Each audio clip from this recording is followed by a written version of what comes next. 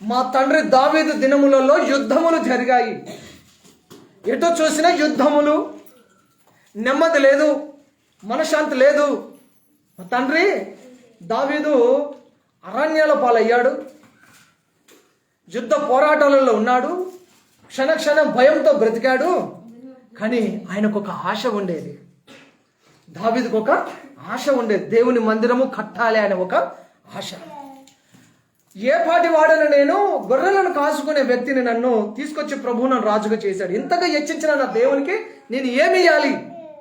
ఆయనకు ఒక మంచి మందిరమును, సుందరమైన మందిరమును, అందమైన మందిరమును, ప్రపంచంలో ఎక్కడా లేని ఒక అందమైన దేవాలయమును కట్టాలి అనే దావీదుకు ఆశ ఉంది. దేవునికి చెప్పాడు తన ఆశనంతా. ఎందుకంటే దావీదు దేవుని హృదయానుసారుడు కదా. దేవునికి చెప్తే దేవుడు అన్నాడు, దావీదు నీవు నా మందిరం కట్ట వీలు లేదు, నా మందిరం నువ్వు కట్టడానికి వీలు లేదని. దేవుని మందిరం కట్టడం అంటే అందరి వల్ల అయ్యే పని కాదని. ఎవరు పడితే వాళ్ళు కడతారు, ఎక్కడ పడితే అక్కడ అంటే కాదు. అది దేవుడు తన చిత్తంలో, తన ప్రణాళికలో, తాను ఏర్పరచుకున్న వ్యక్తుల ద్వారా, తన సమయంలో, తను అనుకున్న విధానంలో తప్పక చక్కటి మందిరమును అనుగ్రహింపచేస్తాడు. హల్లెలూయా. ఓకే, దావీదు మందిరం కట్టాలనుకున్నాడు, దేవుడు వద్దన్నాడు. కానీ దావీదు ఏం చేశాడంటే, నేను కట్టకపోతే ఏంటి, నా కుమారుడి చేత కట్టిస్తాను. దావీదు ఎందుకు కట్టకూడదంటే, రక్తపాతంతో తడిసిపోయాయి ఆయన చేతులు. నిర్దోషమైన చేతులతో దేవుని మందిరమును పూనుకోవాలి. కానీ నువ్వు యుద్ధములలో రక్తం ఏరులై పారించావు, నీ చేతులు రక్తంతో నిండిపోయాయి. రక్తంతో తడిసిన చేతులు నువ్వు మందిరం కట్టొద్దు, నీ కుమారుడు కట్టవచ్చు అన్న దేవుడు. కాబట్టి దావీదు ఏం చేసిందంటే, సామాగ్రిని అంతా సమకూర్చి తను మరణించాడు. ఇప్పుడు సొలొమోను మందిరం కొరకు మ్రాణులను నరకడానికి, మ్రాణులను, చెట్లను, కర్రలను నరకడానికి పక్క రాజ్యంలో ఉన్న హీరాము అనే ఒక రాజుతో మాట్లాడుతున్న మాటను మనం ఇక్కడ చదువుతూ వచ్చాము. 5వ అధ్యాయంలో మనం చూస్తున్నాం కదా. తర్వాత తూరునకు రాజు అయిన హీరాము, మొదటి నుంచి, హీరాము తన తండ్రికి బదులుగా సొలొమోను పట్టాభిషేకం నొందెనని విని తన సేవకులను సొలొమోను వద్దకు పంపిన. ఎలా అనగా, హీరాము ఎప్పటికీ దావీదుతో స్నేహముగా ఉండెను. హీరాము వద్దకు సొలొమోను ఈ వర్తమానం పంపెను. యెహోవా నా తండ్రి అయిన దావీదు శత్రువులను అతని పాదముల క్రింద అణచు వరకు అన్ని వైపులను యుద్ధములు అతనికి కలిగి ఉండెను. తన దేవుడైన యెహోవా నామ ఘనతకు అతడు మందిరమును కట్టింప వీలు లేకపోయినన్న సంగతి నీవెరుగుదువు. ఇప్పుడు శత్రువు ఒకడును లేకుండాను, అపాయమేమీ కలగకుండాను నా దేవుడైన యెహోవా నలు దిశలను నాకు నెమ్మది దయచేసి ఉన్నాడు. కాబట్టి ఇప్పుడు నీ సింహాసనం మీద నేను నీకు బదులుగా కూర్చుని నీ కుమారుడు నా నామ ఘనత కొరకు ఒక మందిరం కట్టించిన యెహోవా నా తండ్రి అయిన దావీదునకు సెలవిచ్చినట్లు నా దేవుడైన యెహోవా నామ ఘనతకు ఒక మందిరం కట్టించుటకు నేను ఉద్దేశం గలవాడనై ఉన్నాను. కాబట్టి లెబనోనులోను దేవదారు మ్రాణులను నరికించుటకు నాకు సెలవిమ్ము, నీ సేవకులు నా సేవకులను పంపించి అక్కడ సామాగ్రి అంతా సమకూరుస్తాము అని చెప్పాడు. దావీదుకు సన్నిహితంగా స్నేహంగా ఉన్న పొరుగు దేశపు రాజు, తూరు రాజు హీరాముతో మాట్లాడుతూ, దావీదు యుద్ధములు చేశాడు, నలుదిశలో యుద్ధ భయం ఉండే, కానీ ఒక శత్రువు లేకుండా, శత్రు శేషం కూడా మిగలకుండా దావీదు యుద్ధమును పూర్తి చేశాడు. సొలొమోనుకి ఇప్పుడు శత్రువులు లేకుండా, తర్వాత పోటీదారులు లేకుండా, గొడవలు లేకుండా, సమస్యలు లేకుండా దేవుడు ఏం చేశాడంటే సొలొమోనుకు నలుదిశల నెమ్మదిని కలగ చేశాడు. మనం అనుకుంటే కలగదు, దేవుడు మనకు నలుదిశల నెమ్మది కలగ చేయాలి. ఎక్కడెక్కడ 4 దిక్కుల నుండి మనకు నెమ్మది ఉండాలి. హల్లెలూయా. నువ్వు ఏ మార్గంలో వెళ్ళి నీకు నెమ్మది ఉండాలి, నువ్వు తినకుండా నీకు నెమ్మది ఉండాలి, ఎట్టి కష్టం ఉన్నా నీకు నెమ్మది ఉండాలి, మనసులో నెమ్మది ఉండాలి. యేసు ప్రభుని ఎందుకు నమ్మావు అని అడిగితే ఎక్కువ శాతం ప్రజలు చెప్పేది ఏంటంటే నెమ్మది దొరకాలని, సమాధానం కొరకు యేసు ప్రభుని నమ్మానని చెప్తారు. యేసు ప్రభువును నెమ్మది కొరకు, శాంతి సమాధానం కొరకు నమ్మితే సమాధానం పోయే పనులు చేస్తా ఉన్నారు ఈనాడు ప్రజలు. దేవుని నమ్ముకుంటే ఏం కలుగుతుంది? నెమ్మది. దేవుని నమ్ముకుంటే శాంతి, సమాధానము, నిత్య జీవము దొరుకుతుంది. మరి దేవుని నమ్ముకున్న తర్వాత కూడా మనుషులకు సమాధానం లేకుండా పోయింది, నెమ్మది లేకుండా పోయింది. ఏంటంటారు? కారణం ఏంటంటారు? హెబ్రీ పత్రిక 12వ అధ్యాయము 14వ వచనము, మనుషులందరితోనూ సమాధానముగా ఉండండి, మనుషులందరితోనూ పరిశుద్ధంగా ఉండండి అని వాక్యం చెప్తుంది. మనుషులందరితో సమాధానంగా ఉండడానికి ప్రయత్నం చేయాలి, పరిశుద్ధంగా ఉండడానికి ప్రయత్నం చేయాలి. దీనికి బదులుగా నెమ్మది పోయే పనులు ఏం చేస్తున్నారు? అసూయ, కోపము, పగ, ఈర్ష, ఓర్వలేని స్వభావము, చాడీలు, జలస్సి, ఎన్వి, ఇట్లా రకరకాలైన ఈ మనసులో పెట్టుకోవడం ద్వారా నెమ్మది లేకుండా పోయింది, సమాధానం లేకుండా పోయింది. ఈనాడు క్రైస్తవులు కూడా సమాధానం లేకుండా పోయింది. పేరుకి క్రైస్తవులుగా బ్రతుకుతూ కూడా సమాధానం లేకుండా నలిగిపోతున్న వారు ఎన్నో కుటుంబాలు ఉన్నాయండి. హల్లెలూయా, హల్లెలూయా. ఏం కావాలి మనకు? నెమ్మది కావాలి, సమాధానము కావాలి. నలు దిశలో నీకు నెమ్మది కలగాలంటే అది దేవుని వలన అవుతుంది. దేవుని దగ్గరికి వస్తేనే మనకు నెమ్మది కలుగుతుంది. నెమ్మది కలగాలంటే ఏం చేయాలి? ప్రశ్నతో మొదలు పెడదాం. నెమ్మది కలగాలంటే ఏం చేయాలి? ప్రశాంతత దొరకాలంటే ఏం చేయాలి? సమాధానము పొందాలంటే ఏం చేయాలి?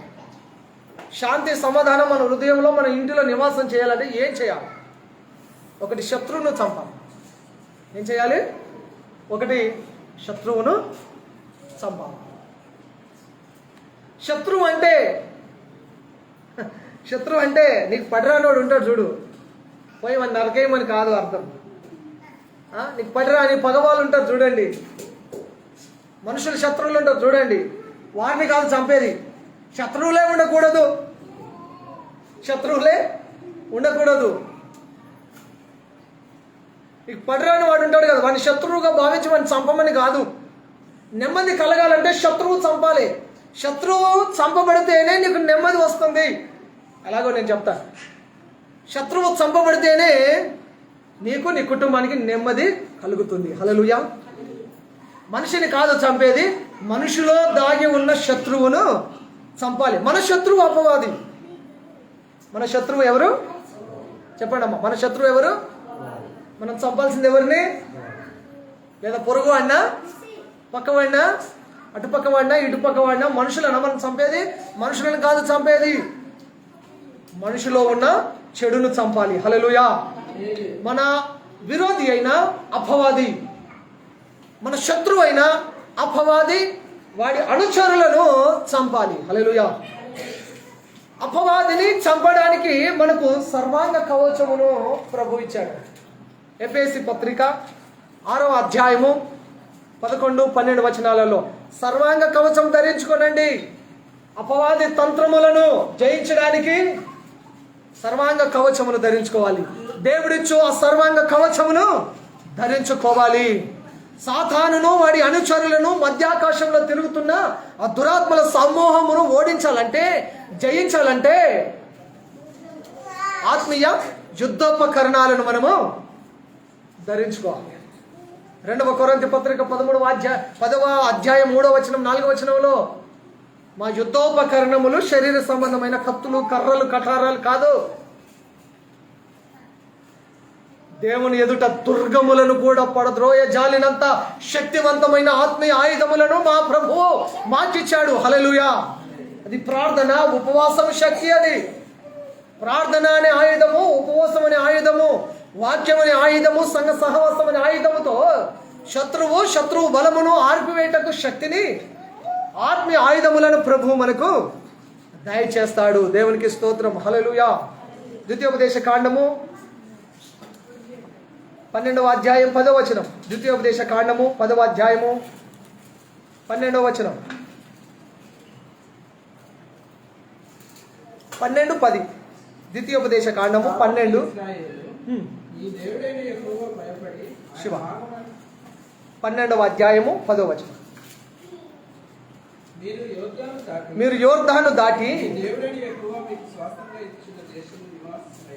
తర్వాత ఆయన మీ చుట్టూ నుండి శత్రువులందరూ లేకుండా మీకు విశ్రాంతి కలుగ చేసినందున మీరు నెమ్మది పొందినప్పుడు చాలా. హల్లెలూయా. దేవుడు శత్రువులను లేకుండా చేసినప్పుడు నెమ్మది కలుగుతుంది. శత్రువులను జయించడానికి నీకు ఆత్మీయ యుద్ధోపకరణాలను ప్రభు ఇచ్చాడు. దేవుడైన యెహోవా మీ శత్రువులందరినీ లేకుండా చేసినప్పుడు మీకు విశ్రాంతి కలుగుతుంది, మీకు నెమ్మది కలుగుతుంది. దేవుడు మాత్రమే అది చేయగలడు. శత్రువు చంపబడాలి, శత్రువు ఓడించబడాలి, అప్పుడే నీకు నెమ్మది, అప్పుడే నీ కుటుంబంలో నెమ్మది, ప్రశాంతత, సమాధానము దొరుకుతుంది. నెక్స్ట్ రెండవ దినవృత్తాంతాలు, అక్కడే శత్రువు చంపబడాలి. మొదటి పాయింట్లోనే వింటున్నాము. దినవృత్తాంతాలు 2, రెండవ దినవృత్తాంతాలు 23, 21.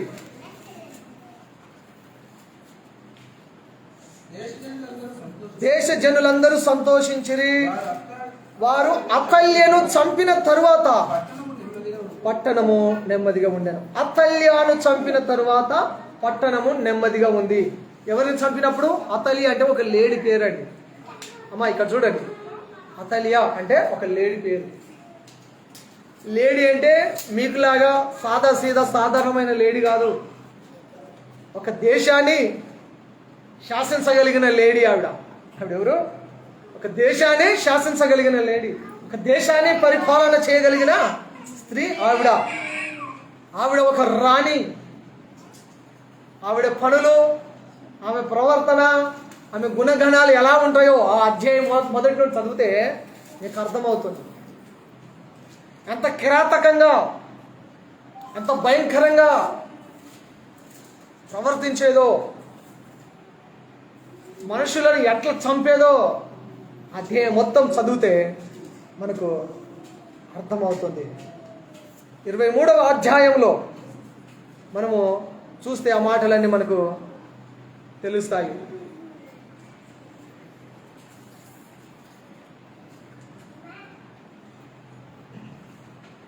అధ్యాయము మీరు తర్వాత చదవండి.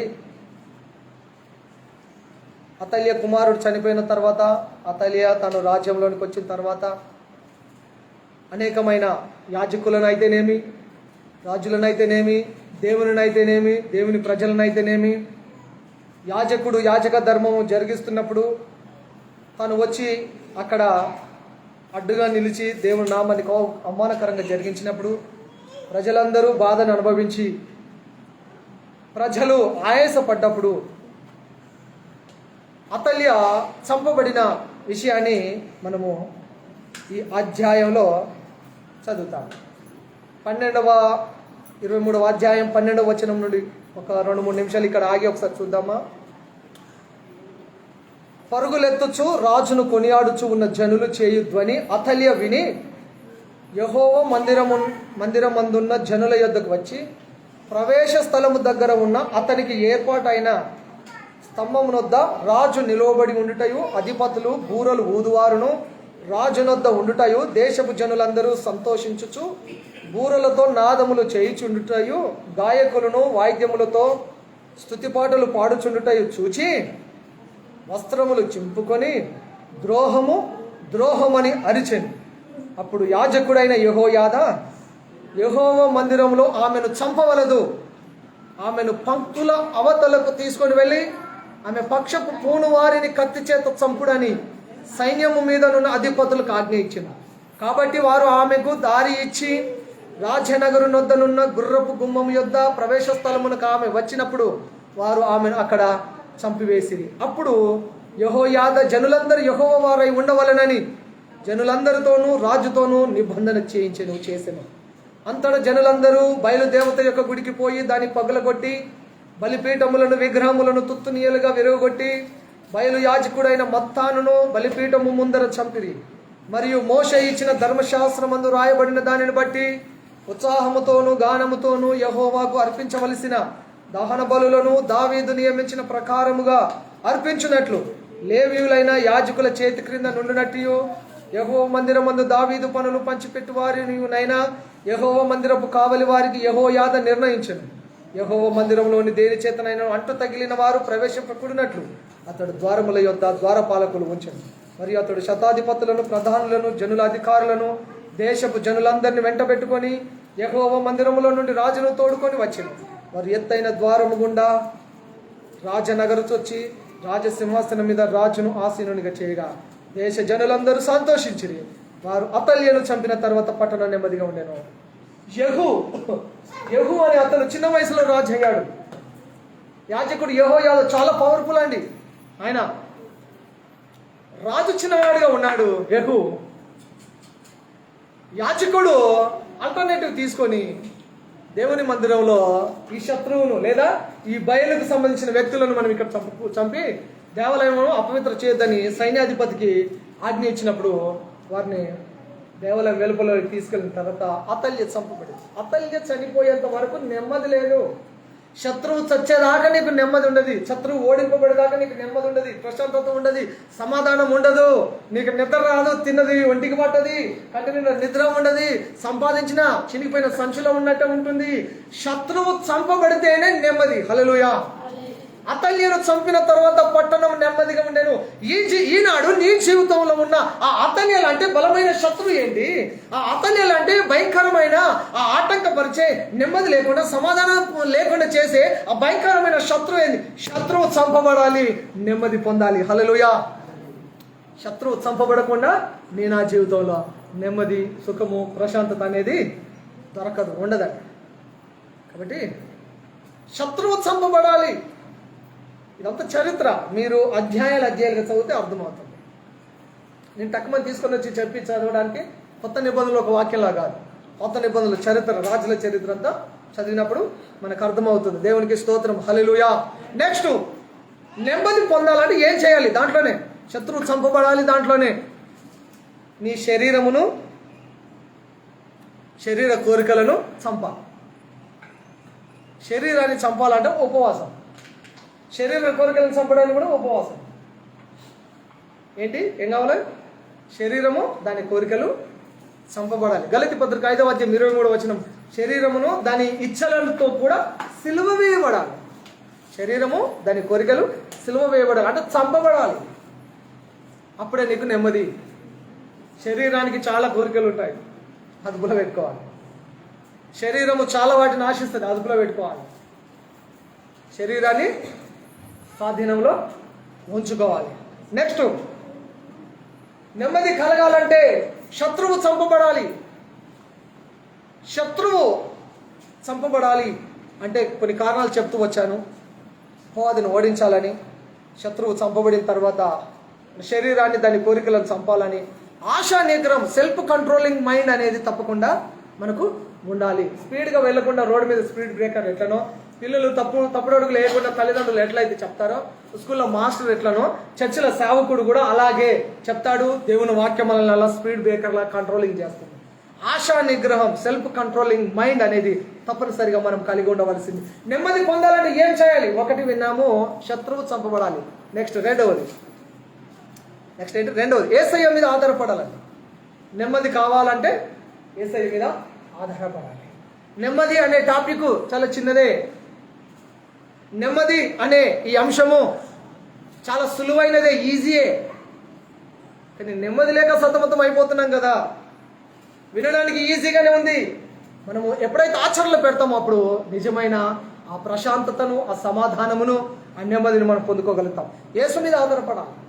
మార్క్స్ వార్త 4వ అధ్యాయం 37వ వచనం 39వ వచనం వరకు చూస్తే యేసు ప్రభు శిష్యులు దోణిలో ప్రయాణమై వెళ్తున్నప్పుడు గాలి తుఫాను వచ్చింది. గాలి తుఫాను వచ్చి అక్కడున్న శిష్యులను, ఆ దోణిను డిస్టర్బ్ చేస్తున్నప్పుడు, కలవరపరుస్తున్నప్పుడు,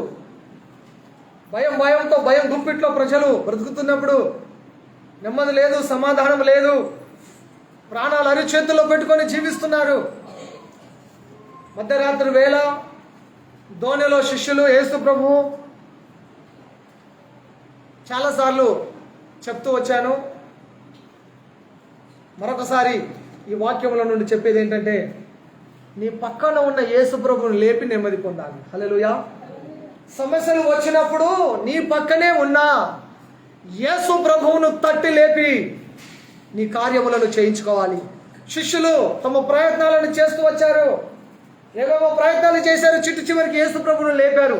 యేసు ప్రభు లేపి, అయ్యా యేసు ప్రభు, బోధకుడా నీకు చింత లేదా? బోధకుడా నీకు చింత లేదా? మేము నశించిపోతున్నాము. చింత అంతా మన మీద పెట్టుకొని మనమే చింతిస్తా ఉన్నాము. నీకు చింత లేదంటే ఆయనకేం చింతది? మనం అడగట్లేదు. మనం ఏం చేస్తలేము? అడగట్లేదు. గిన్నెలో అన్నం ఉంది, అక్కడ అమ్మ ఉంది, ఇక్కడ నేనున్నాను. అన్నం ఉంది, అమ్మ ఉంది, నేనున్నాను. అన్నం ఉంది, అమ్మ ఉంది, నేనున్నాను. అమ్మ అన్నం పెట్టంటే అన్నం పెడుతుంది. అమ్మతో సంబంధం లేదంటే నేనే అన్నం పెట్టుకొని తినేయచ్చు. అమ్మతో సంబంధం లేదంటే ఎవరినో ఒకరిని సహాయం కోరాలి. నీ వల్ల అయితే నువ్వు చేయాలి. మన వల్ల కాలేనప్పుడు సహాయం చేయగల పర్ఫెక్ట్ వ్యక్తి దగ్గరికి వెళ్ళాలి. అది యేసు ప్రభు. మనం చాలా సందర్భాలలో నెమ్మది లేకుండా, విశ్రాంతి లేకుండా, సమాధానం లేకుండా, జీవితంలో నలిగిపోయితూ సతమతం అవుతున్న సందర్భాలలో మనము మోస్ట్లీ క్రిస్టియన్స్ మర్చిపోయేది ఏంటంటే యేసు ప్రభువును సంప్రదించడము మర్చిపోతాం. యేసు ప్రభువును సంప్రదించడం మర్చిపోతాను. యేసు ప్రభువుని కాంటాక్ట్ అవ్వట్లేదు. ఫోన్ తీసుకొని ఫస్ట్ నెంబర్ చేస్తాం, ఎవరికో తెలిసిన వాళ్ళకి చేస్తాం. ఇప్పుడు వెంటనే 10 ఫోన్లు పోయిన తర్వాత కానీ యేసు ప్రభు గుర్తుకు రాడు. డాక్టర్ పని అయిపోయినాక యేసు ప్రభు గుర్తుకు రాడు. లాస్ట్లో యేసు ప్రభుని ట్రై చేస్తారు. అమ్మా, లాస్ట్లో యేసు ప్రభుని సంప్రదిస్తారు. శిష్యులు పక్కన ఉన్న యేసు ప్రభును సంప్రదించకుండా ఏవేవో చేశారు, ఫెయిల్ అయిపోయారు. చివరికి గత్యంతరం లేదు, ఆయనే దిక్కు, ఆయనే ఆధారము, ఆయన తప్ప వేరే ఆధారం లేదు. యేసు ప్రభువుని లేపారు. యేసు ప్రభు లేచి గాలిని గద్దించి నిమ్మలపరిచాడు. హల్లెలూయా. నీ జీవితంలో, నీ కుటుంబంలో గాలి తుఫాన్ లాంటి సమస్యలు, బలహీనతలు, బంధకాలు, అప్పులు, అనారోగ్యాలు ఇట్లా చెప్పుకుంటూ పోతే నీ విధానంలో, నీ కుటుంబంలో, నీ జీవితంలో ప్రస్తుతం నువ్వు ఎదుర్కొంటే సమస్యలనే సుడిగుండం ఏంటి? యేసు ప్రభుతో సంప్రదిస్తావా? యేసు ప్రభుని సంప్రదిస్తారా? చెప్పడమా, సంప్రదిస్తారా? ఎంతమంది సంప్రదిస్తారు? యేసు ప్రభును తట్టి లేపి సమస్యను ఆయనకు అప్పచెప్పండి. మన సమస్యను ఆయనకు డైవర్షన్ చేయండి. యేసు ప్రభు వైపు మలపండి.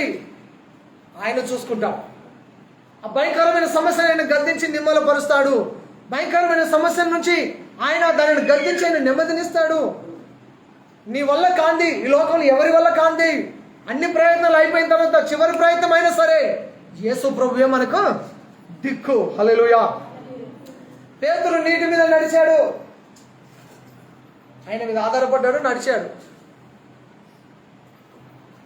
యేసు ప్రభు వైపు చూస్తూ నీ ఆత్మీయ జీవితంలో నడుస్తున్నప్పుడు ఎన్నో బంధకాలు పట్టి లాగుతూ ఉంటాయి. గురి తప్పావా, మునిగిపోతాము.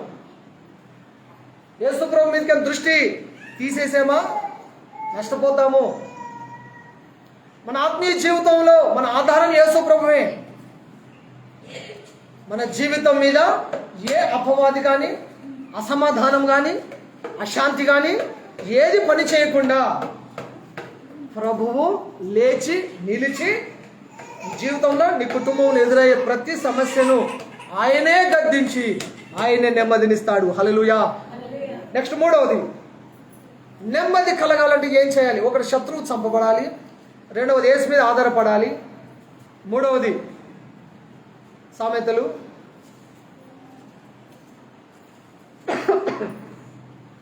సామెతలు 1వ అధ్యాయము 33. సామెతలు 1:33. నా ఉపదేశమును అంగీకరించువాడు సురక్షితముగా నివసించును, వాడు కీడు వచ్చునన్న భయము లేక నెమ్మదిగా ఉండును. హల్లెలూయా. దేవుని వాక్యము మనకు నెమ్మదిని ఇస్తుంది. ధర్మశాస్త్రమును ప్రేమించు వారికి ఎంతో నెమ్మది ఉంది. నా ఉపదేశమును అంగీకరించువాడు కీడు వచ్చునన్న భయం లేక నెమ్మదిగా ఉంటారు. దేవుని వాక్యం వినేవారికి, దేవుని వాక్యం పాటించే వారికి, దేవుని వాక్యం అవలంబించే వారికి నెమ్మది ఉంది. ఎవరి మాట వింటే నెమ్మది ఉంది? యేసయ్య మాట వింటే నెమ్మది ఉంది.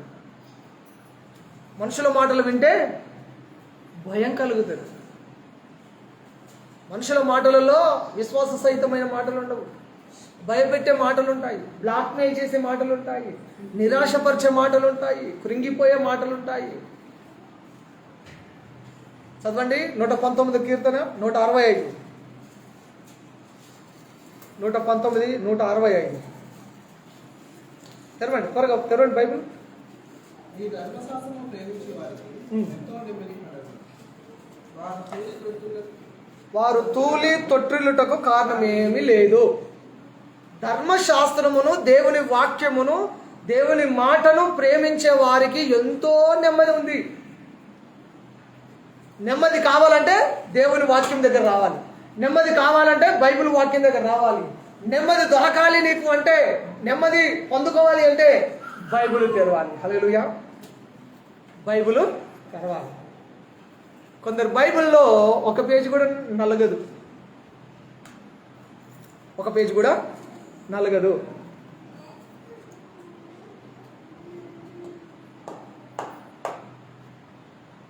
ఒక పేజీ కూడా నలగదు.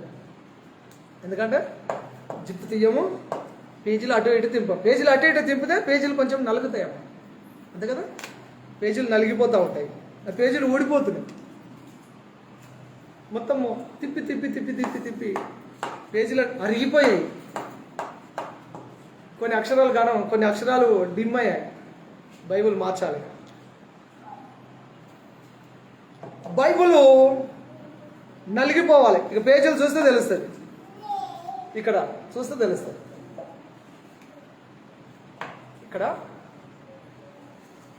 ఈ పేజీలు చూసినప్పుడు ఎక్కడ ఎక్కువ చదువుతున్నారో కూడా అర్థమైపోతుంది. ఇది ఈ పేజీలు, ఈ రెడ్ కలర్ పోతుంది కదా బార్డర్, ఎక్కడ ఎక్కువ చదువుతారు. ఇప్పుడు నేను ఎక్కువ అరిగిపోయిన పేజీలు ఉన్నాయి, ఇక్కడ ఎక్కడ ఉన్నాయి చూడండి, ఇక్కడ ఉన్నాయి, ఇక్కడ ఉన్నాయి, ఇక్కడికి మొత్తం అక్కడ ఉన్నాయి. అంటే నేను ఎక్కువ కొత్త నిబంధన వాడుతున్నానని అర్థమవుతుంది. నాకు కూడా, నాకు ఇప్పుడు తెలిసింది ఇక్కడ ఎక్కడ ఉందో కొత్త నిబంధన, మళ్ళీ ఇక్కడ వెళ్ళింది అంటే మొత్తం ఏమొచ్చి ఎక్కువ వాడుతున్నానని అర్థం. ఇర్మియా, యెషయా, కీర్తనలు, సామెతలు ఇవన్నీ నలిగిపోయాయి. మళ్ళీ ఇక్కడ సమూయేలు, ఆదికాండము, యెహోషువ, ద్వితీయోపదేశకాండం నలిగిపోయిన పేజీలు అవి. ధర్మశాస్త్రమును ప్రేమించు వారికి ఎంతో నెమ్మది కలదు. హల్లెలూయా. దేవుని వాక్యము ప్రేమించు వారికి నెమ్మది. 50వ వచనం అక్కడే 119, 50వ వచనం అది చదవండి, ముందుకెళ్దాం. నీ వాక్యం నన్ను బ్రతికించి ఉన్నది, నా బాధలో ఇదే నాకు నెమ్మదిని కలిగించింది. హల్లెలూయా. 94వ కీర్తన 19వ వచనం, నీ గొప్ప ఆదరణ నాకు నెమ్మదినిస్తుంది. నా హృదయముల విచారములు ఎచ్చు కాగా నీ గొప్ప ఆదరణ నాకు నెమ్మదిని కలగచేస్తుంది. వాక్యాన్ని ప్రేమించే వారికి నెమ్మది ఉంది. వాక్యమును ప్రేమిస్తే పాటిస్తాము, వాక్యాన్ని పాటించకుండా నెమ్మది లేదు. వాక్యాన్ని ప్రేమిస్తే పాటిస్తాము, వాక్యం పాటించకుండా నెమ్మది లేదు. వాక్యం దగ్గరికి రావాలి. నెమ్మది రావాలంటే దేవుని వాక్యం దగ్గరికే రావాలి. నెక్స్ట్ 4వది, నెమ్మది కలగాలంటే 1 శత్రువు చంపబడాలి, 2వది యేసు మీద ఆధారపడాలి, 3వది ధర్మశాస్త్రమును లేదా దేవుని వాక్యమును ప్రేమించాలి, 4వది ప్రార్థించే వారికి నెమ్మది ఉంది.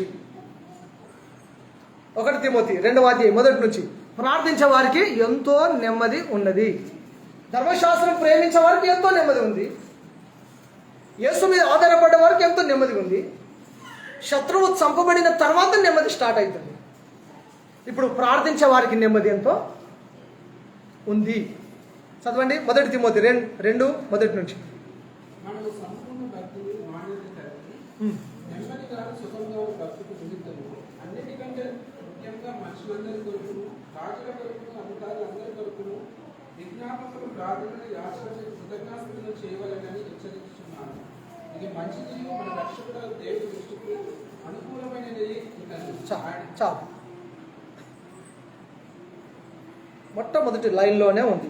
మనం సంపూర్ణ భక్తి కలిగి జీవించాలంటే, మాన్యత కలిగి మర్యాదగా బ్రతకాలంటే, నెమ్మదిగా బ్రతకాలంటే, సుఖముగా బ్రతకాలంటే, అన్నిటికంటే ముఖ్యముగా, అన్నిటికంటే అంటే ఇది తీసేయాలి అది తీసేయాలి అనకు లేదు, అన్నిటికంటే ముఖ్యముగా రాజుల కొరకు, అధికారుల కొరకు విజ్ఞాపనలు, ప్రార్థనలు, యాచనలు, కృతజ్ఞతాస్తుతులు దేవునికి ప్రార్థన చేయాలి.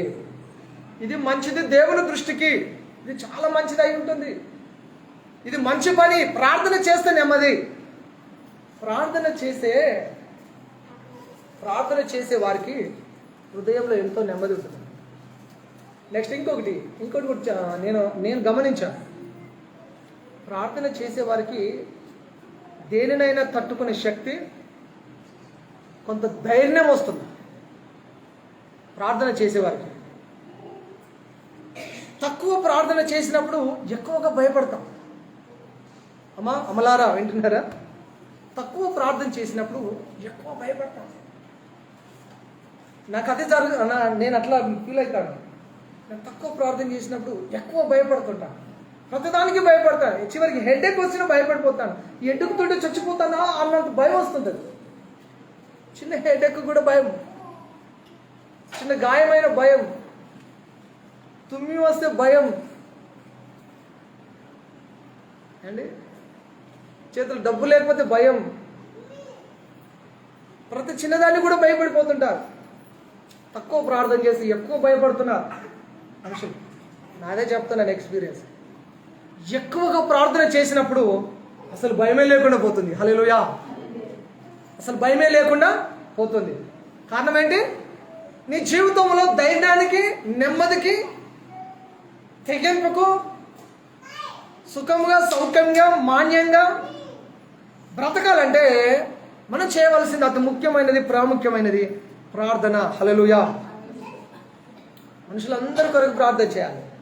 వాళ్ళ కొరకు నేనెందుకు ప్రార్థన చేస్తాను అని అనొద్దు. వీళ్ళ కొరకు నేనెందుకు ప్రార్థన చేస్తాను అని అనొద్దు. వాళ్ళకి నాకు పడదు, నేను వాళ్ళ కొరకు ప్రార్థన చేయ అనొద్దు. మనుషులందరి కొరకు ప్రార్థన చెయ్యాలి. దేవునికి స్తోత్రం. హల్లెలూయా! ప్రార్థన మనకివ్వబడిన ఆయుధము. ప్రార్థన మీకివ్వబడిన ఆయుధము. ప్రార్థన మనందరికి ఇవ్వబడిన ఆయుధము. అపాయం వచ్చినప్పుడు ఏం చేస్తారండి? అపాయం వచ్చినప్పుడు ఏదో ఒకటి చేతిలో పట్టుకోవడానికి, ఏదో ఆయుధం చేతిలో పట్టుకోవడానికి ఇష్టపడతాం. అపాయం వచ్చింది అంటే మూలకున్న చీపురు కానీ, మూలకున్న అక్కడ గొడ్డలు కానీ, అక్కడ ఉన్న కర్ర కానీ, ఏదో దొరకకపోతే అక్కడ ఏది ఉంటే అది ఆయుధమా కాదా, దాంతో మనల్ని మనం కాపాడుకోగలమా లేదా కూడా తెలియదు. కానీ ఏదో చేతికి అందుతో ఆ చేతులు పట్టుకొని మనం రెడీగా ఎదుర్కోవడానికి రెడీగా ఉంటాం. ప్రార్థనను ప్రభువు మనకు ఆయుధముగా ఇచ్చాడు. ఈ ప్రార్థన అనే ఆయుధమును మనం వాడుకోవాలి. హల్లెలూయా! ప్రార్థన అనే ఆయుధమును తప్పకుండా మనం వాడుకోవాలి. ఆ ప్రార్థనే మనకు ధైర్యం. మనం చేసే ప్రార్థనే మనకు ధైర్యం. మొదటి యోహాను పత్రిక 5వ అధ్యాయము 14వ వచనం మీరు నోట్ చేసుకోవచ్చు. మన ధైర్యము ప్రార్థన. మనకు కలిగిన ధైర్యం ఏదనగా ఆయన చిత్తానుసారముగా మనం ఏది అడిగినను ఆయన మన మనవిని ఆలకించునన్నదియే. కంఠోపాఠమై ఉండాలి ఇలాంటి వాక్యాలను. మన ధైర్యం ఏంటి? ప్రార్థన. ఉన్నది అక్కడ చూసారా? చూడండి, నోట్ చేసుకోండి, టిక్ పెట్టుకోండి, అండర్లైన్ చేసుకోండి. ప్రార్థనేమో ఆయుధం అన్నావు కదా ప్రభువా, నేను ప్రార్థన చేస్తాను, నువ్వు సహాయం చేయి ప్రభువా. ప్రార్థన చేసేటప్పుడు ఈ వాక్యాలు ఎత్తి పెట్టుకోవడానికి మీకు ప్రార్థన ఆలకించేవాడు సర్వశరీరుల మీదకి వస్తారన్నారు కదా. మేము వస్తున్నాం ప్రభువా, అడుగుడు మీకు ఇయ్యబడిన అన్నావు కదా, నా నామమును ఏది అడిగినా చేస్తాను అన్నావు కదా, చెయ్యండి ప్రభువా అని మనం ప్రార్థన చేస్తున్నప్పుడు అడగాలి. ప్రభువు చెప్పిన మాటలను ఎత్తిపట్టి, వాక్యాన్ని ఎత్తిపట్టి మనం ప్రార్థన చేయాలి. మన ధైర్యం ఏంటి? ప్రార్థన. ప్రార్థించే వారికి గొప్ప నెమ్మది ఉన్నది. ప్రార్థించే వారికి గొప్ప నెమ్మది ఉంది. ప్రార్థించకుండా అద్భుతాలను చూడలేము మన జీవితంలో. ఏమండి? ప్రార్థనలు చేయకుండా అద్భుతాలను మన జీవితంలో చూడలేము. ప్రభువు నేర్పింది ప్రార్థనే. శిష్యులు వచ్చి యేసు ప్రభువుని అడిగింది మొట్టమొదట ప్రార్థననే. మాకు ప్రార్థన నేర్పండి అని అడిగారు. యేసు ప్రభువు వారికి మొట్టమొదట నేర్పింది ప్రార్థననే. మనం చివరిసారిగా చేయవలసింది ప్రార్థననే. మనం ప్రారంభించాల్సింది ప్రార్థనతోనే. ప్రార్థనే ఫస్ట్, ప్రార్థనే లాస్ట్. ప్రార్థన లేకుండా వేస్ట్. ఏమంటారమ్మా? అంతే కదా? ప్రార్థనే ఫస్ట్, చెప్పండి అమ్మా. ప్రార్థనే లాస్ట్. ప్రార్థన లేకపోతే ఉత్తదే. ప్రార్థన లేకపోతే అంతా జీవితము వస్తుంది. యేసు ప్రభు నేర్పిన పరలోక ప్రార్థన అందరికి వచ్చి ఉండాలి. చిన్న ప్రార్థన ఎంతమందికి వచ్చు? ప్రభు నేర్పిన పరలోక ప్రార్థన మత్తయి సువార్త 6వ అధ్యాయము 9వ వచనం నుండి 12, 13 వచనాల దాకా ఉంటుంది. పరలోకమందున్న మా తండ్రి అక్కడికించి స్టార్ట్ అయ్యి ప్రభువు నేర్పిన ప్రార్థన తప్పకుండా ప్రతి క్రైస్తవుడికి క్రైస్తవురాలకు వచ్చి ఉండాలి, కంఠోపాఠమై ఉండాలి. ఇంకా ఆర్డర్ చెప్తాను నేను మళ్ళీ. మన ఆర్డర్ను సమయం లేక పూర్తి ఆర్డర్ను మీకు చర్చి ఆర్డర్ను చెప్తలేదు సమయం లేక. కీర్తన ధ్యానం ఉంటుంది, ఎక్స్ప్లెనేషన్ ఉంటుంది అమ్మా. కీర్తన రీడింగ్ ఉంటుంది, దమరకుంట్లో వాళ్ళు చేస్తారు. నేను వచ్చే వరకు వాళ్ళకి టైం ఉంటుంది కాబట్టి వాళ్ళు కీర్తన ధ్యానం చేస్తారు, రీడింగ్ చేస్తారు. కీర్తన రీడింగ్ చేస్తారు, దాన్ని ధ్యానం చేస్తారు.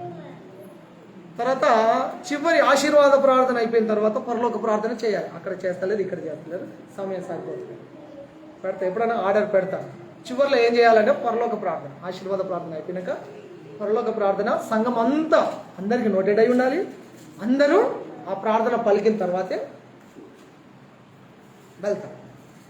ఇంకా కొన్ని సంఘాలలో ఈ పరలోక ప్రార్థన కాకుండా ఆశీర్వాదములు మా మీద రుమ్మారించుము దేవా అనే పాట పాడతారు. చిన్న పాట, చిన్న కోరస్. ఆశీర్వాదం అయిపోయిన తర్వాత ఆ చిన్న కోరస్ పాడి కొన్ని సంఘాలు, మెయిన్ లైన్ చర్చెస్, కొన్ని చర్చెస్ అది ఫాలో అవుతారు. అది తప్పు కాదు, ఇది తప్పు కాదు. ఆ చర్చికి ఏది నచ్చుతుందో దానిని చేయడం మంచిది. దాన్ని సరి అయిన ఒక సమయంలో దాన్ని స్టార్ట్ చేద్దాము. దేవునికి స్తోత్రం, హల్లెలూయా. ప్రభువు నేర్పింది ప్రార్థనే, శిష్యులు మాకు నేర్పమని అడిగింది. కష్టంలో సుఖంలో అన్ని వేళలో చేయవలసింది కూడా ప్రార్థననే. హల్లెలూయా. అన్ని సమయాలలో చేయవలసింది కూడా ప్రార్థనే. ఖర్చు లేనిది అదే ప్రార్థనే. ఇర్మియా గ్రంథంలో ఒక్కసారి అండి, ఇర్మియా 6:16 చదువుతారు ఒకరు. యెహోవా ఇలాగ సెలవిస్తున్నాడు, మార్గంలో నిలిచిచున్నది, పురాతన మార్గములను విచారించుడి, మేలు కలుగు మార్గమేది అని అడిగి అందులో నడుచుకునేది, అప్పుడు మీకు నెమ్మది కలుగుతుంది. చాలు. పురాతన మార్గము, మేలు కలుగు మార్గము, దేవుని మార్గము. దేవుని మార్గములో నడుచుకునే వారికి నెమ్మది. హల్లెలూయా. అయిపోయింది, దగ్గరికి వచ్చాం. కదలకండి, ఆ సమయం అయిపోయినట్టుంది, మీరు కదులుతూ ఉన్నారు. అయిపోయింది, చివరిది. అందుకే చివరిది అన్నాను. నెమ్మది కలగాలంటే ఏం చేయాలి అనే ప్రశ్నకు జవాబు, మొదటిది శత్రువు చంపబడాలి, రెండవది యేసు మీద ఆధారపడాలి, మూడవది ధర్మశాస్త్రమును ప్రేమించాలి, నాలుగవది ప్రార్థన చేయాలి, ఐదవది మేలు కలుగు మార్గంలో నడుచుకోవాలి. మేలు కలుగ చేయ మార్గంలో నడుచుకున్న వారికి నెమ్మది కలదు. రకరకాల మార్గాలు ఉన్నాయి. రకరకాల మార్గాలలో నడిచి, రకరకాల వ్యక్తులతో నడిచి, రకరకాల సాంప్రదాయ పద్ధతులలో నడిచి విసిగి వేసారిపోయి ఏమి చేయాలో అర్థం కాని దిక్కుతోచని పరిస్థితుల్లో ఉన్న ప్రజలకు అందరికీ ఒక పిలుపు ఏంటంటే యేసయ్య మార్గంలోనికి రావాలి. యేసయ్య మార్గంలోనికి వస్తేనే నెమ్మది కలుగుతుంది. ఇది ఇరుకు మార్గము. యేసయ్య మార్గం ఇది ఇరుకు మార్గము, కానీ ఇది ఎక్కడికి దారి తీస్తుందంటే విశాల స్థలంలోనికి, పరలోకంలోనికి దారి తీస్తుంది. హల్లెలూయా. ఇది ఇరుకు మార్గమే, కానీ విశాల ఆ మహిమగల పరలోక రాజ్యంలోనికి దారి తీస్తుంది. ఇది ఇరుకుగా సొరంగంలాగానే ఉంటుంది. స్టార్టింగ్లో కష్టంగానే ఉంటుంది. పోను మనకు లోతులోనికి వెళ్ళిన కొలది, ఆత్మీయతలోకి వెళ్ళిన కొలది, దేవుని రుచి చూచిన కొలది, పరలోక ఆనందాన్ని పొందిన కొలది, పరలోక వైభవాన్ని చూస్తున్న కొలది, ఆ పరలోకంలో నేను కూడా ఉండబోతున్నానని మనకు అర్థమైనప్పుడు ఆ విశాల మార్గంలోనికి ఒకనొక రోజు మనం అక్కడ ఎంటర్ అవుతాము. ఇంకా గొప్ప సంతోషము, గొప్ప నెమ్మది, ఆనందమే కదా. ఇక ఇది ఇరుకు మార్గము, కానీ విశాల స్థలమైన పరలోక రాజ్యంలోనికి మనల్ని నడిపిస్తుంది. చదవండి సామెతలు 12వ అధ్యాయము 28. సామెతలు 12:28. నీతి మార్గమునందు దేవుని కలదు, నీతి మార్గమునందు జీవం కలదు, దాని త్రోవలో మరణమే లేదు. దాని త్రోవలో మరణమే లేదు. ఇది నీతి మార్గము. నీతి మార్గంలో నడవాలి. ఈ నీతి మార్గంలో నడిస్తే జీవంలోనికి వెళ్తాం మనం. యేసు మార్గంలో, నీతి మార్గంలో నడిస్తే జీవంలోనికి వెళ్తాము. దీని దారిలో మరణమే లేదు. హల్లెలూయా. నెక్స్ట్ 8వ అధ్యాయం 35వ వచనం. సామెతలు 8:35. నన్ను కనుగొని వాడు జీవమును కనుగొనును. దేవునిని కనుగొనాలి. ఆయనను కనుగొని వారు జీవమును కనుగొంటారు. నన్ను కనుగొని వాడు జీవమును కనుగొనును.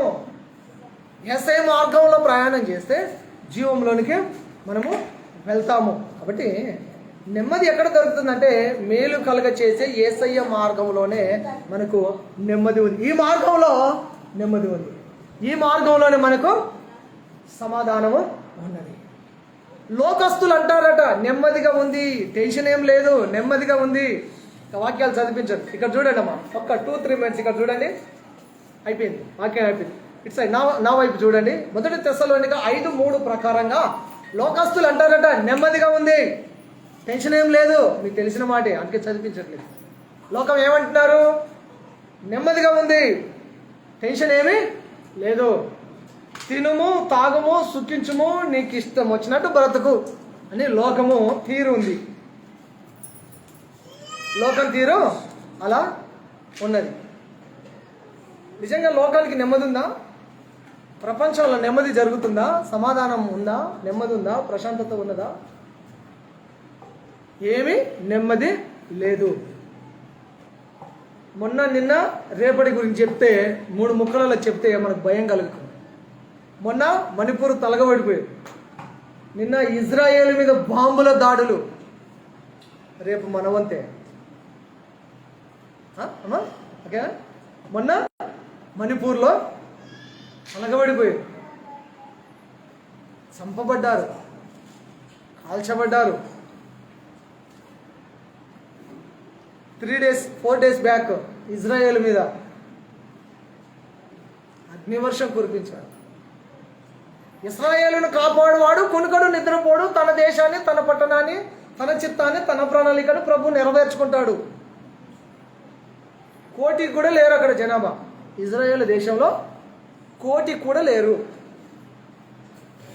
మన హైదరాబాద్లోనే 1 కోటి పైన ఉన్నారు. జనాభా ఎంత ఉన్నారు? ఒక్క హైదరాబాద్లోనే 1 కోటి పైన జనాభా. ఒక్క హైదరాబాద్ సిటీలోనే, ఈ ట్విన్ సిటీస్లోనే 1 కోటి పైన ఉన్నారు. ఇజ్రాయేల్ ఒక దేశము, ఆ దేశానికి 1 కోటి మంది లేరు. దేశం, రాష్ట్రం కాదు, దేశం. చిన్న దేశమే, చాలా డెవలప్డ్గా, చాలా పరిజ్ఞానం కలిగిన దేశమే, దైవ జ్ఞానం కలిగిన మనుషులే ఉన్నారు అక్కడ. క్రైస్తవులు ఉన్నారు, యూదులలో నుండి క్రైస్తవులు అయిన వారు ఉన్నారు. యేసుప్రభు కాలంలో అందరూ యూదులే ఉండే. యూదులే యేసుప్రభును కొట్టి చంపేశారు సిలువకేసి. క్రైస్తవ మార్గంలోనికి మేము రాము అని. యూదులలో నుండి క్రైస్తవులుగా మార్పు చెందిన వారు అక్కడ క్రైస్తవులు ఉన్నారు, యూదులు ఉన్నారు. మన మణిపూర్లో కూడా యూదులు కూడా కొంతమంది చంపబడ్డారు. ఇశ్రాయేలు దేశం మీద బాంబుల వర్షం కురిపించారు. వీళ్ళు కూడా ఏమీ తక్కువ కారు. వీళ్ళని తక్కువ చేయడానికి వెళ్ళలేదు. వారి దేవుని ప్రజలు, వారి పక్షాన ఎవరున్నారు? దేవుడు ఉన్నాడు. ఇశ్రాయేలీయుల పక్షాన దేవుడు ఉన్నాడు. దేవుడైన యెహోవా ఉన్నాడు. హల్లెలూయా. బలమైన దేశము, బలమైన రాజ్యము ఐగుప్తు, బబులోను, ప్రపంచంలో బలమైన దేశాలు కూడా ఇశ్రాయేలీయులను ఏం చేయలేకపోయారు. కారణం ఏంటంటే దేవుడు వారి పక్షాన ఉన్నాడు. ఇప్పుడు కూడా ఇశ్రాయేలును ఏం చేయలేరు. ఇశ్రాయేలును ఏమీ చేయలేరు. వారి పక్షాన దేవుడు ఉన్నాడు. రేపు ఎక్కడ కలుగుతుందో మరి. మొన్న మణిపూరు, నిన్న ఇజ్రాయేలు, రేపు ఎక్కడరో. మనకు సమయం తక్కువగా ఉంది. లోకం నెమ్మదిగా ఉంది, నెమ్మదిగా ఉంది అంటుంది, కానీ ఏమి నెమ్మది లేదు. దేశంలో అలజడులు, ప్రపంచంలో అలజడులు, దాడులు, యుద్ధము మొదలైపోయింది. ప్రజలు చంపబడుతూ ఉన్నారు. మన దాకా వస్తే తెలియదు అన్నట్టుగా మన ప్రాంతం బాగుంది, సురక్షితంగా ఉన్నాము, క్షేమంగా ఉన్నాము. దేవుడు కృప ఇచ్చినంత వరకు క్షేమంగా ఉంటాము, సురక్షితంగా ఉంటాము. అటువంటి భయంకరమైన సంఘటనలు మన వంతు దాకా రాక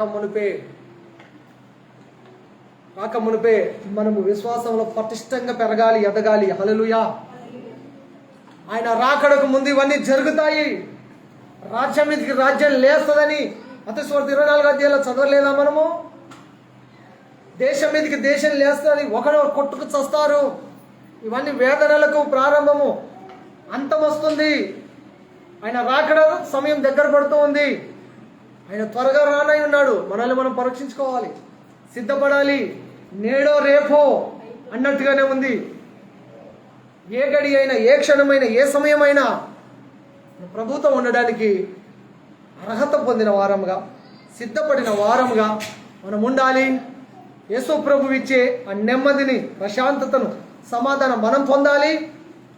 దేశ క్షేమం కొరకు, రాష్ట్రాల క్షేమం కొరకు, సమాధానం కొరకు, ప్రపంచ శాంతి కొరకు ప్రార్థన చేయవలసిన అవసరత, బాధ్యత క్రైస్తవులమైన మన మీద ఎంతో ఉన్నది. నేను ప్రార్థన చేస్తున్నాను దేశం కొరకు, రాష్ట్రాల కొరకు, ప్రజల కొరకు. సంఘమంతా ప్రార్థన చేయాలి, సంఘమంతా ప్రార్థన చేయాలి. లోకము ఏదైనా జరగదు, నాకెందుకులే అనుకుని వెళ్ళిపోతుంది. బాధ్యత లేదు, వాళ్ళకు బరువు లేదు, సమాజ శ్రేయస్సు కోరేవారు కాదు.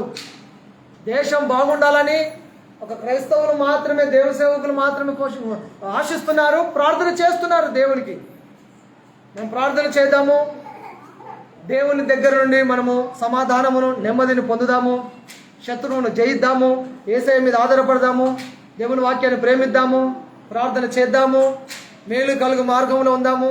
అది ఇరుకు మార్గమైనా సరే విశాల స్థలంలోనికి మనల్ని తీసుకొని వెళ్తుంది. కాబట్టి యేసయ్య మార్గంలో ఉన్న కష్టమైన, నష్టమైన ఈ మార్గం నుండి కుడి కానీ ఎడమ కానీ మనం తొలగకుండా యేసు వైపు చూస్తూ మన ఆత్మీయ జీవితాలు ముందుకు సాగుదాము. దేవుడి వాక్యాన్ని దీవించును గాక. ఆమేన్. ప్రార్థన చేసుకుందాం.